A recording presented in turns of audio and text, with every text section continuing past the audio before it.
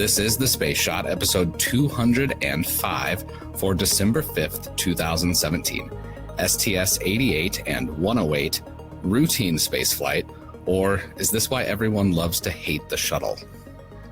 Hey everyone, welcome to another live episode of The Space Shot, your daily space history, pop culture, and news fix. I'm John Molnix.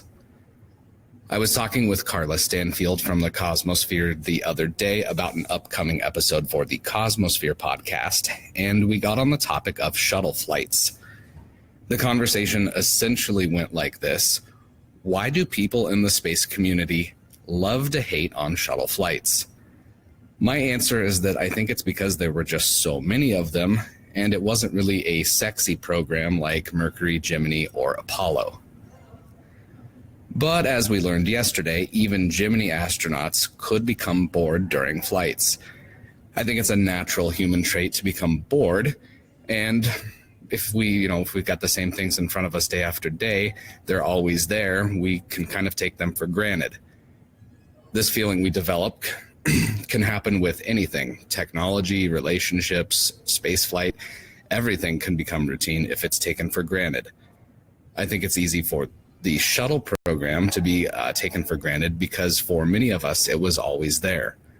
I grew up in an era where the only American astronauts to launch from U.S. soil went into space on board one of the shuttles. I've also noticed something funny with my posts for the Space Shot. Anytime I include a shuttle picture on a Facebook post or Instagram post, I seem to get more engagement. And I've always asked myself, why is that? I think it's because the shuttle made space more accessible to more astronauts than any other American spacecraft. 833 astronauts flew on the shuttle, and that number includes the astronauts that flew multiple times, as well as the crews that were lost on the Challenger and Columbia accidents.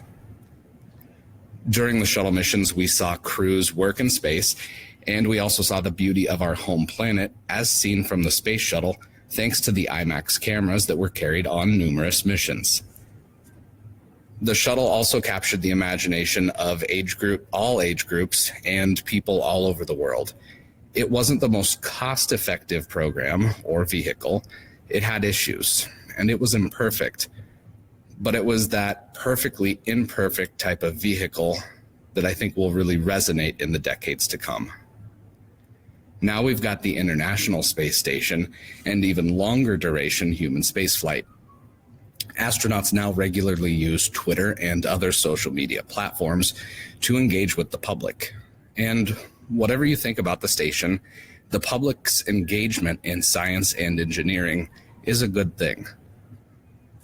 Let me know what you think the shuttle represents by hitting up the comment section below, and tag a friend if you'd think they have an interesting thought on the shuttle as well. Speaking of routine and the shuttle, I've got two shuttle flights I want to briefly mention for today. The first is STS-88, and it launched on December 4th, 1998. Endeavour delivered the Unity node, which was the first American module to be installed on the International Space Station. The Unity node, or Node 1, as it's referred to, has 6 berthing locations, which are areas where other modules can be attached to the station. The second mission I want to briefly mention today launched on December 5th, 2001. STS-108 saw Endeavour deliver supplies and experiments to the International Space Station. This 13-day mission included some gas canisters, or getaway special canisters, that carried small experiments in the payload bay of the orbiters. This mission was also the first time that astronaut Mark Kelly went into space. He's the brother of Scott Kelly, and funny enough, they're the only 2 siblings to have both flown in space.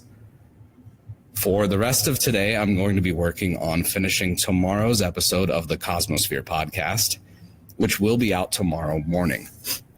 I just want to thank you all for joining me here on the live video. And since you're here and I've got your attention, do me a huge favor, pull out your phone, go to the podcasts app, search for The Space Shot. It's hard to see on this, but there's a little star area there. Scroll down to ratings and reviews, and if you could leave a review for the Space Shot on iTunes, I would really appreciate it. If you could also do that for the Cosmosphere podcast, that would be awesome. Just do the same thing. Search Cosmosphere in the podcasts app, and it'll take you right there. As always, the show notes have more information on today's episode.